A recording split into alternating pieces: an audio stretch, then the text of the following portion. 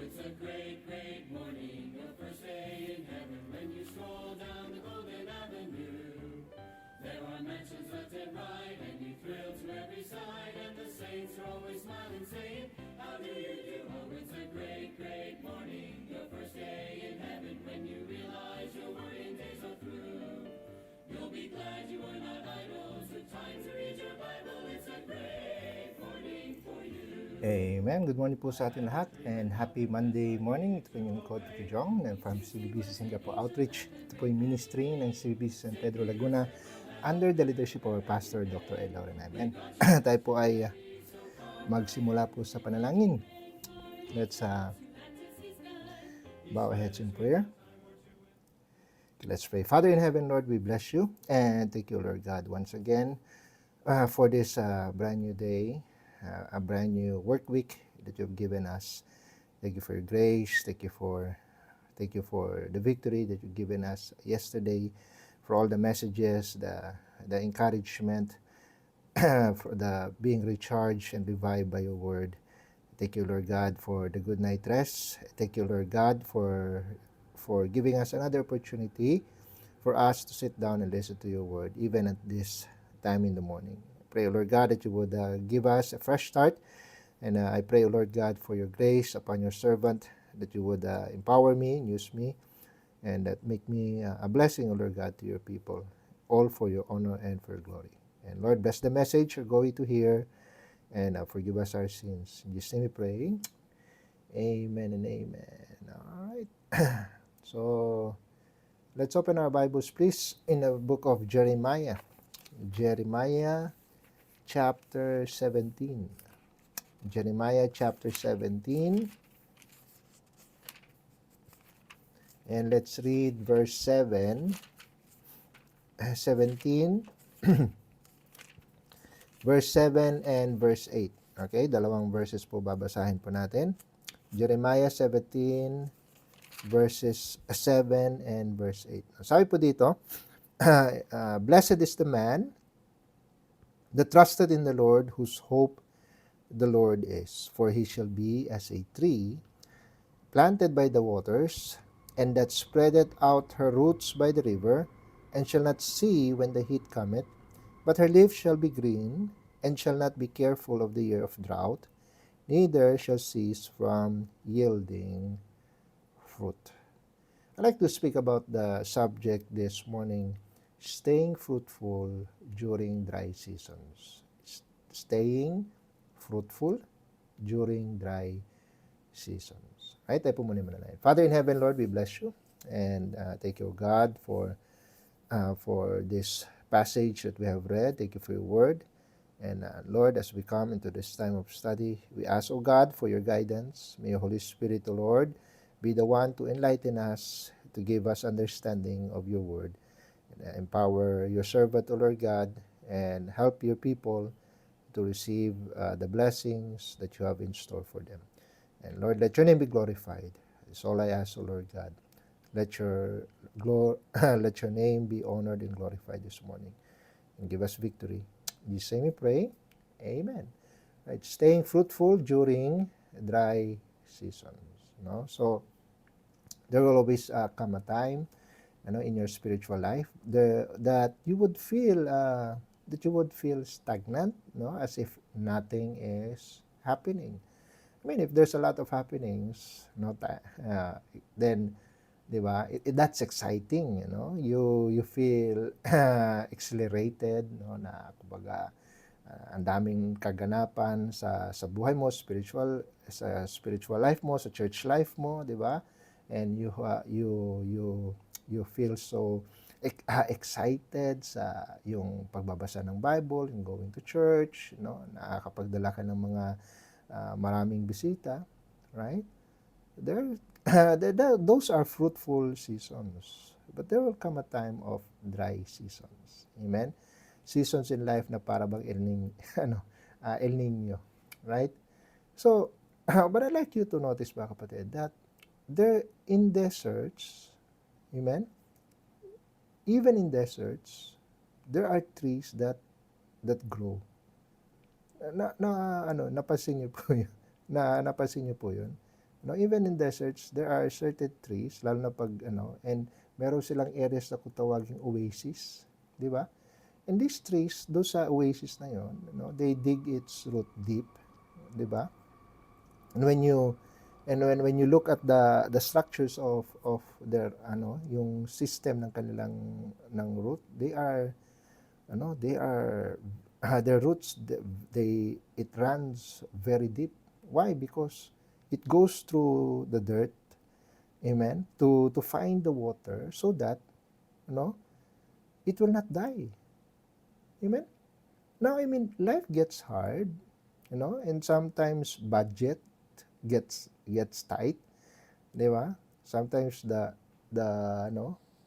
may pangyayari sa buhay na hindi maiwasan, na kailangang masara yung Strait of Hormuz sa buhay natin, di ba? And bad news, sometimes it hits home out of nowhere, di ba? But still, we are thankful that we have the promises of God, that we can trust Him. Amen? Sabi ng verse at binasa natin, blessed is the man that trusted in the Lord, whose hope the Lord is. Amen? Na kahit pa dry yung seasons, at least meron pa rin tayong Diyos. Naunawaan niyo po mga kapatid, no? We can still trust our God. We can still hope in Him. Amen? Lagi ko po sinasabi, hindi po miserable ang taong walang pera. Hindi po miserable, hindi po pinaka-miserable ang taong walang pera. Hindi rin pinaka-miserable ang taong nakaratay sa ospital, no? Kasi kahit pa walang pera, may makikita ka taong hangiti. Kahit pa nakaratay sa hospital, pero pag binisita mo, nakangiti pa rin. Di ba? Baga hindi sila apektado sa kanilang mga hard seasons. Why? Kasi merong hope. And so the most miserable person is not the one that is experiencing scarcity or struggles in life. No, the most miserable person is the one who lost his hope. Amen? Kasi kapag wala nang kapag wala na yung pag-asang wala na siyang pag-asang nararanasan sa kanyang buhay, mga kapatid, then downward spiral na talaga kanyang And that's why very important, especially for us Christians, amen, that our hope should always be on God. Our trust should always be on God. Kaya tayo minsan nagpapanik kasi nakakalimutan natin na mas malaki ang Diyos natin kaysa sa malaki nating problema. Amen? Kaya, don't try fixing your big problems all by yourself. Tapos gagamitan mo ng worldly tricks, gagamitan mo ng gagamitan mo ng tawag dito, ng human resourcefulness, wherein we can always rely on the source of blessing. Amen. God is bigger than your electric bills, your water bills, your tuition fees. God is bigger than your sickness. God is bigger than your fears. Amen. Kapag minsan na overwhelm tayo sa mga bagay na we can still go to God. Ang sabi ng Isaiah 40 in verse 31, sabi dito, they that wait upon the Lord shall renew their strength. Amen? They that wait upon the Lord shall renew their strength. They shall mount up with wings as eagles. Amen? Kasi meron kang Diyos na takbuhan. God is our refuge and strength, a very present help in trouble. Amen? And the moment na ang ginawa mo is nag-rely ka sa iyong sariling strength, di ba? Ano sabi ng Jeremiah 17 doon sa may passage natin? Look at verse 5. Thus saith the Lord. Ang Panginoon mismo may sabi, cursed be the man that trusted in man and make it, what? Flesh. His arm. Sipin mo, aasa ka sa laman. Amen? And then what? And whose heart departed from the Lord. No? By the way, kung ang takbuhan natin, tao, ano? Takbuhan natin tao kaagad. Na hindi man lang tumatakbo sa Panginoon, that's a clear sign, mga kapatid. Kung saan nakasalalay ang trust natin. Amen? Masama pa niyan, ang trust mo nakarely sa binoto mong politician, hello, sa sinuportahan mong mayor, 'di ba? Or sabihin na natin barangay captain, at kapag dumating yung problema, kakatok sa pito ni kapitan, kapitan. 'Di ba? Binoto kita, no? Yun yung nakakalungkot. At kung gumagawa nun ay Kristiyano, mas lalo nakakalungkot. Why? Kasi ang ginawa niyang trust is flesh. Amen? No, ginawa niyang, yung iba, akong bahala. No? Gagawa ako ng paraan, gagawa ako ng diskarte. And then you're making flesh your arm. Amen? Sabi ng Panginoon, that's curse. Amen? Hindi naman curse as sinumpa na para bang may nagtutusok ng karayom sa Hindi po ganung sumpa, mga kapatid. But rather, kumbaga nakakalungkot na, alam mo yun, pag sinabing, yung blessing of course is the opposite of being cursed, di ba?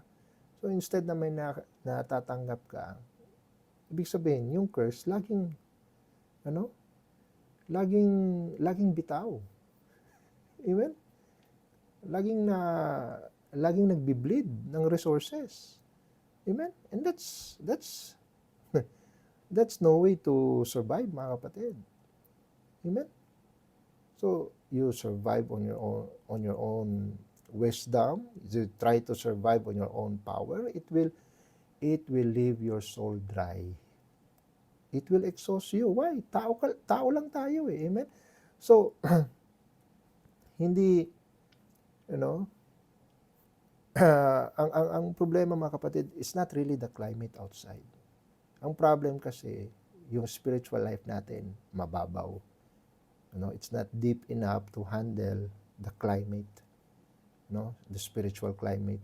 So that's why we need to look at the Word of God and see how we can stay fruitful even in dry seasons. And how do we do that? Number 1, establish on unshakable foundation. Amen? Number 1, establish on unshakable foundation. Sabi ng text natin, Jeremiah 17 verse 7, Blessed is the man that trusted in who? In the Lord, whose hope the Lord is. He is our unshakable foundation. Amen? And so that's why you have to make a personal choice. Amen? Na kumbaga, yung faith mo will always rely on God. Amen? Your faith is in God, not on flesh. And ito nakalukot. Kristiyano ka na naniniwala ka pa rin sa swerte-swerte? Hello? We do not rely on human luck, mga kapatid. Our faith is in God. Amen? Pag swerte lang talaga ako, dapat hindi na yan marinig sa atin. Amen? And so, ang trust natin is nakapundar in our unchangeable God. He is omnipotent. He is always omnipotent. He is always all-knowing. He is always present. Amen? And He doesn't change. He's always the same. Amen? Kahit pa magpalit-palit ng presidente, kahit pa magtaas panaog ang economy ng sanlibutan, kahit ba mag-close open ang Strait of Hormuz, amen? Kahit pa magkawendang-wendang ang sanlibutan, amen? God stays the same. Diba yun yung sabi ng Malakay chapter 3? Hindi sa verse 10 doon sa verse 6. Amen? Sabi niya, I am the Lord, I change not. Amen? That's why we are not consumed. Amen? Because we have a God who doesn't change. Amen? Sabi ng Psalm 125. Psalm 125. Psalm 125. Look at 1 to 5 verse 1. No, tingnan natin yung verse 1. Sabi po dito, they that trust in the Lord shall be as what? As Mount Zion, which cannot be removed, but abideth forever. Amen? So that's why if we trust the Lord, we are like, no? We're like Mount Zion. We are like a mountain that cannot be moved. Amen? Look at Psalm 112. Psalm 112, 112. Amen? And go to verse 7. Psalm 112 in verse 7, sabi diyan, he shall not be afraid of evil tidings. His heart is fixed, trusting in the Lord. Amen? Kahit pa anong evil tidings, kahit pa anong bad news niyan, kung ano bang bad news niya ng ABS-CBN, ng GMA, may ABS-CBN pa ba? May, ng CNN. Hello? Kahit pa anong bad news, evil tidings ang dumating, no? We shall not be afraid. Why? Because our heart is fixed on God. Amen? Our heart is fixed in the unchanging God. Amen? Ay, mahirap magtiwala, mga kapatid, sa isang bagay na pabago-bago. Amen? Kaya nga mahirap magtiwala sa tao kasi yung isip niya pabago-bago, yung character niya pabago-bago, but our God doesn't change. Amen? Yung circumstance mo pabago-bago. Yung bank account, yung balance mo sa bank account mo pabago-bago din. Amen? Ikaw ay laging lagi kang nakaasa sa kung anong pasok ng pera sa bulsa mo. Hello, even that, mga kapatid, is not certain. Di ba? Yun sabi ng 1 Timothy chapter 6, uncertain riches. Amen? Kaya wag tayong aasa sa anumang bagay na alam mo yun, galing lang sa sanlibutan. Why? Because for sure, that will be temporary. Amen? Establish yourself on unshakable foundation. Amen? Always believe in God. Always trust in God. Amen? Let not your heart be troubled. You believe in God, believe also in me. Amen? Believe in God that God is good.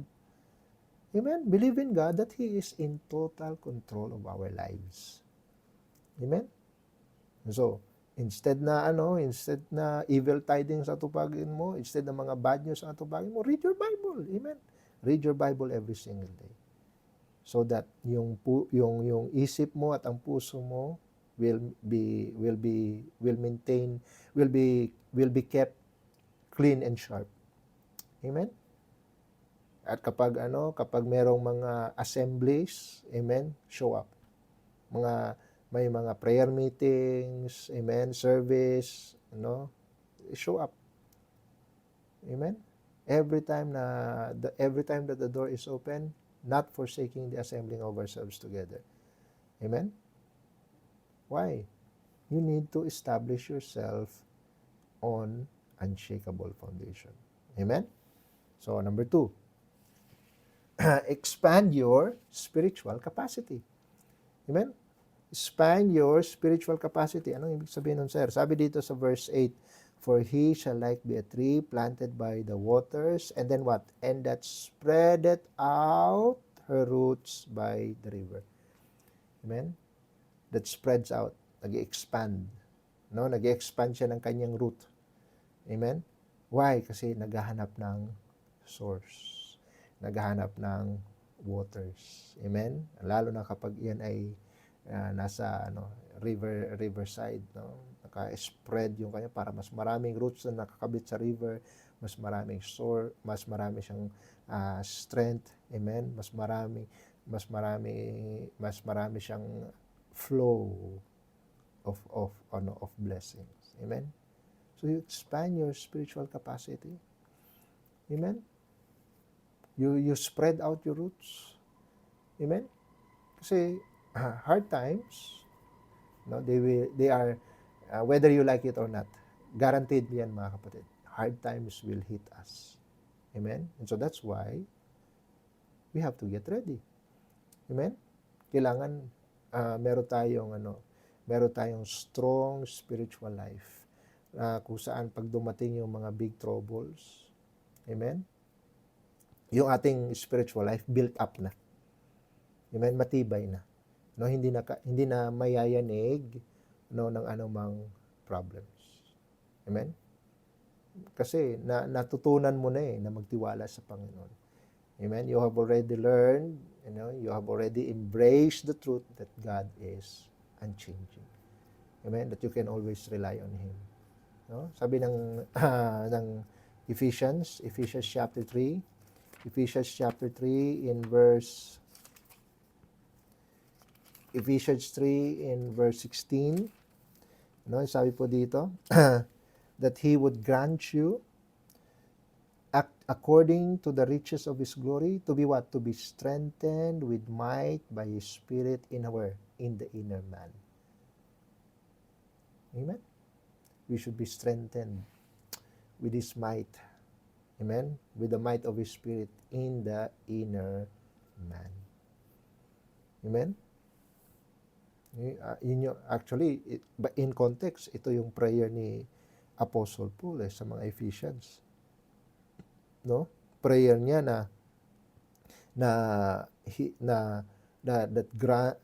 yun yung sinasabi dito that He would grant you, yung He dyan, Panginoon.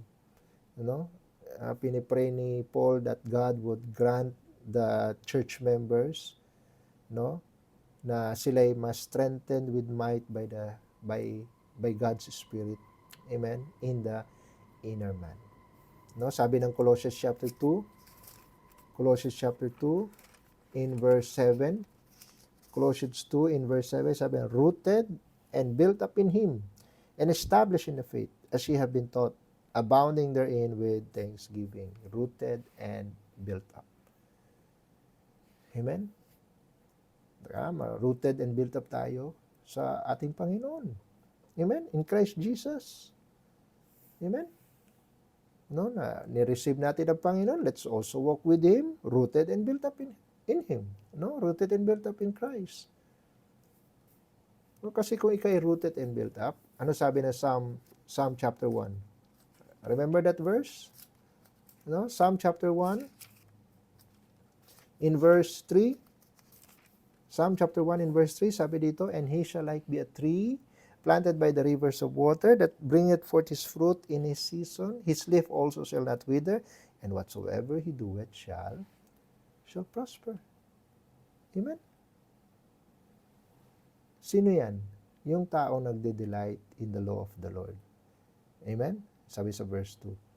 And in His law that he meditate day and night. Amen? Kung nagme-meditate tayo at hinahayaan natin, na we allow ourselves to be strengthened by God's word. Amen? And we give more time with God, we give more time in fellowship with God, we give more time sa pagbabasa ng Bible, we give more time in listening to preaching, we give more time on Sunday para sa Panginoon. Hello. Amen. Well, yung more time tayo sa more time tayo sa sanlibutan, then of course, ano lang yung mabibuild up natin? Yung relationship natin sa sanlibutan. Kung konti lang yung ibibigay natin na panahon at oras para sa Panginoon, di ano lang yung spiritual life natin. Di ba? Napakababaw. Amen? So, let's spend real time. Amen? To talk to God. Amen? Pray without ceasing. Amen? Let's put Bible verses in our memory. Thy word have I kept in my heart. Amen? Para meron tayo palaban during times of trials and temptations. Amen? Kahapon, napakaganda ng preaching. You put your body, kagaya ng sinabi ni Paul sa 1 Corinthians 9, put your body, put under your body, and bring it into subjection. Di ba? Hindi yung palagi flesh ang finifeed natin. Amen? Maybe, kung kailangan, if needed, let's go into fasting. Amen? So that yung talagang ang nafe-feed natin, spirit and not just the flesh. Amen? Work hard to learn and understand yung mga doctrines. Kaya nga meron tayong discipleship. Amen? Kaya meron tayong Sunday school. Amen? It's placed there, sa ministry ng outreach so that we can have correct Bible doctrine. At hindi yung doctrine na napupulot mo lang saan-saan sa Facebook, sa YouTube, tsaka sa TikTok. Study to show thyself approved. Amen? Hindi yung makarinig ka ng rightly dividing at doon ka na lang magfo-focus. No. Amen? Search the scriptures daily whether those things are so. Amen? Let's rely on God. Amen? Let's rely on God's truth, not on man-made systems. Amen? So, number 1, establish on unshakable foundation. Number 2, expand your spiritual capacity. Number 3, the last, execute your eternal purpose. Execute your eternal purpose. Balik tayo doon sa text natin sa Jeremiah 17 and verse 8, sabi diyan, for he shall be as a tree planted by the rivers of water that spreadeth out her roots by the river, and shall not see when the heat cometh, but her leaf shall be green, and shall not be careful in the year of drought. Now listen to this. Neither shall cease from yielding fruit. Amen? Hindi tayo maging careful in drought. Amen? Hindi tayo careful means worried or anxious, or fearful in the year of drought. Amen? But instead, we shall not cease from yielding fruit. Amen? Kasi meron tayong eternal purpose. I-execute natin yan, whatever the climate will be. Amen? Yan nga, kapag tayo ay affected lagi sa whatever weather, weather na meron tayo, then we are looking on we are just looking on things on earth. We are not setting our affections above. Amen? It's time for us to realize, mga kapatid, that we have purpose that goes beyond. Amen? Yung heavenly purpose. We are laying up treasures in heaven, not just on earth. Amen? Kaya nga, God expects us to keep working for Him. Kahit pa feel natin na down tayo. Amen? Kung yung iba ay gumigive up na, kung iba ay nag-quit na, you, as a Christian, you stay and be faithful. Amen? Sabi ng John 15 in verse 16, sabi dito sa verse 16, ye have not chosen me, but I have chosen you, and ordained you, that you should go and bring forth fruit, and that your fruit should remain. Amen? And whatsoever you shall ask of the Father in my name, He may give it you. Amen? Inordain tayo ng Panginoon to bring forth fruit. Amen? To bring forth fruit that remains. And so, kung meron tayong ganyang mandate, then let us not be weary in well-doing, for in due season we shall reap if we faint not. Amen? Why? Kasi there's harvest. Amen? It may not be, you may not experience it here in life, but for sure, there's a great harvest in heaven. Amen? Na kung saan, ang grand, alam niyo kung yung, ano yung grand announcement, ng harvest, in ancient times, pag may harvest, merong mag announce, na there's a great harvest. There will be a great harvest. Kaya yung mga tauhan, ng may-ari ng land na yon o ng field na yon, maaga silang kasi may nag-announce, the harvest is ready. Amen? At alam niyo kung ano yung mag-a-announce ng harvest natin? What does the alarm sound like? It sounds like this: well done, thou good and faithful servant. Thou hast been faithful over few things, I will make thee ruler over many things. Enter thou into the joy of thy Lord. Amen? Ganon po yung announcement ng harvest natin, mga kapatid. So don't get weary in well-doing, for in due season we shall reap if we faint not. Amen? So, yes, there will be up times and down times, in life, in ministry, but you go. Preach the word. Share the gospel in season or out of season. Amen? Na you tell the world how to be saved. Kagabi meron kaming shineran, at first ayaw niya makinig, pero eventually kumbaga sa hindi naman sa pilit, pero sa alam mo yun, persuade or courage na sila yung makinig, eventually lumambot din, at hinayaan din nilang matapos yung aking sharing, di ba? Although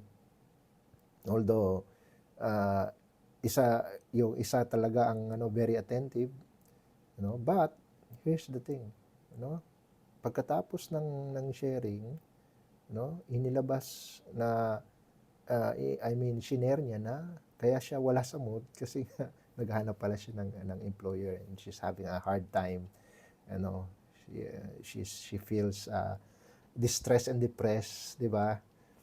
But my point is, mga kapatid, hindi lahat ng oras the one that you would approach is kumbaga okay, or maybe may mga situations na kumbaga there's one in a group na very interested sa anumang i-share mo, but hindi lahat smooth, mga kapatid, but still continue to preach, continue to share, continue to win souls.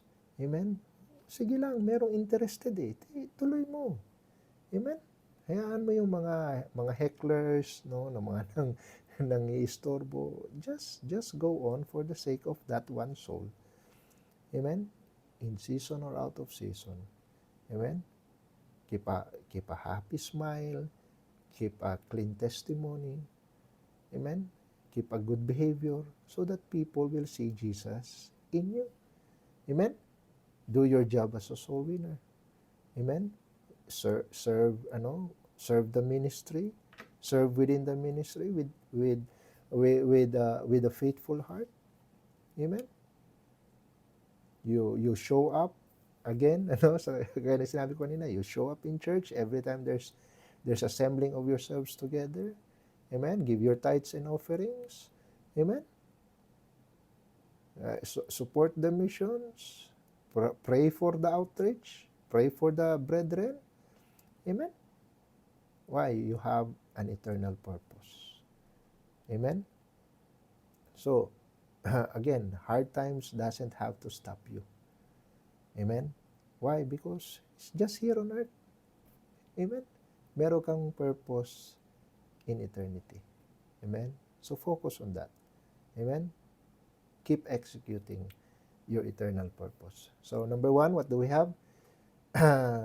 Establish on unshakable foundation. Number 2, expand your spiritual capacity. Number 3, execute your eternal purpose. Amen? Kung magiging kagaya ka ng tree that is planted by the rivers of water, meron kang deep root system, then you will be completely safe. Amen? Even in dry seasons. Amen? Remember, ang grace ng Panginoon sufficient. Amen?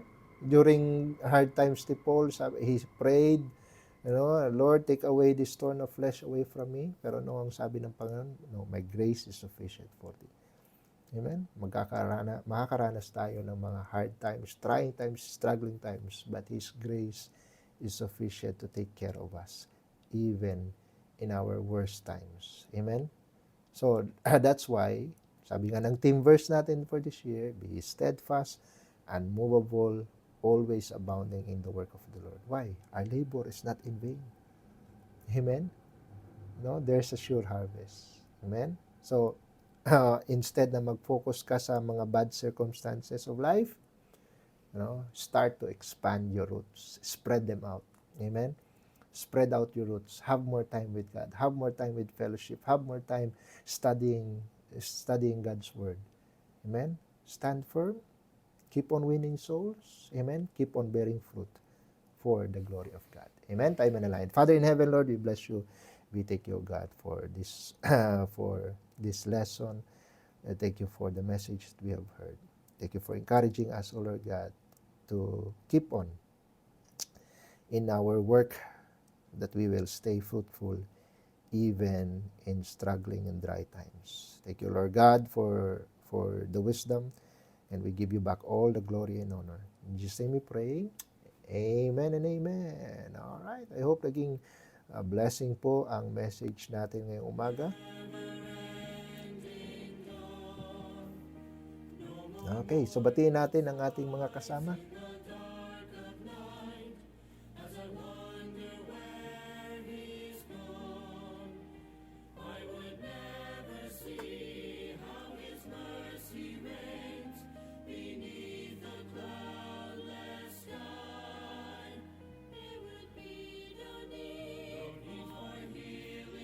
Okay.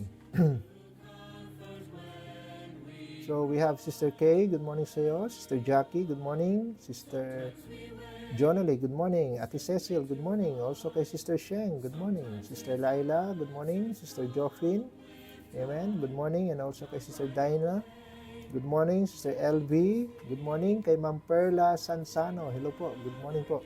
Thank you po for joining. Kay Sir Jovit Serena, sir, good morning. Thank you for joining. And also kay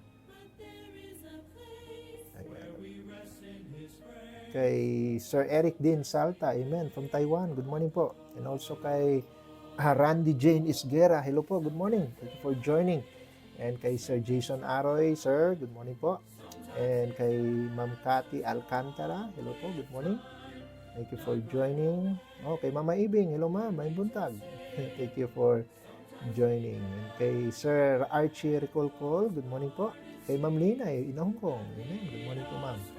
Thank you po for joining. Kay Ma'am Mirsa Mayuyo, hello po, good morning. Kay Sister Charis, good morning. Sister Evelyn, good morning. And kay Sir Jabison, good morning po.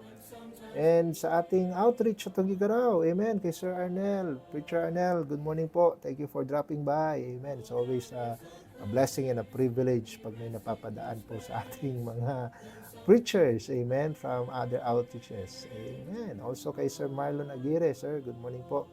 Thank you po for joining. Amen. Alright, so dyan po nagtatapos ang ating morning devotion. And thank you po for joining. Magkita-kita po tayo sa Wednesday, for our next morning devotion. Kung hindi ko po nabanggit ang iyong pangalan, hindi po sinasadya yun. Hindi lang talaga pinapakita ng Facebook ngayon. Pero I'm sure mamaya ipapakita. Ayan. Kaya I suggest mag-thumbs up, hindi po natin para hindi natin makaligtang i-shout out. Alright, so Kita-kita po tayo sa Wednesday. Amen? For our next morning devotion. Okay, so tayo po magwakas po sa panalangin. Father in heaven, we bless you. Thank you for the victory you've given us. Thank you for your word. Thank you for encouraging us, O God, that that you are the same, even though our circumstances and our health, and they always change, O Lord God. People around us change. But Lord, you remain the same. You are faithful, and trusting you, Lord, is the best thing that we can do in our dry seasons. And I pray, O Lord God, that you would bless that message in our heart. May you help us, O Lord God. Keep it in our hearts that we may have we have a spiritual well wherein we can draw out water from. I pray, O Lord God, that you would bless the rest of the day. Be with us, O God, in our travels. Give us guidance. Give us direction in our work, that we may be a blessing, O Lord God, all throughout the day. Give us victory, that at the end of the day, we will honor and glorify you. Bless, O Lord God, the members of the outreach. May you continue, O Lord God, to keep us strong, especially in preparation for our anniversary. Thank you, O Lord God, for 16 years of your of your presence and your protection and your provision. Lord, thank you, O God, for our pastor. May continue to bless him. Thank you for his leadership, his wisdom, O Lord God. May continue to bless him with your power, with your guidance, O Lord God, and in your presence in his life, his family, and in the ministry. Bless the outreaches, bless the missions of San Pedro. And I pray, O Lord God, that you would continue to use this live stream program for your honor and for glory. Thank you for the blessings we received this morning. We give you back all the honor and praises. In Jesus' mighty name we pray. Amen and amen. Alright, thank you po for joining. And magkita-kita tayo sa Wednesday. God bless you all. We are dismissed. In his grip of grace I rest, trusting not my righteousness.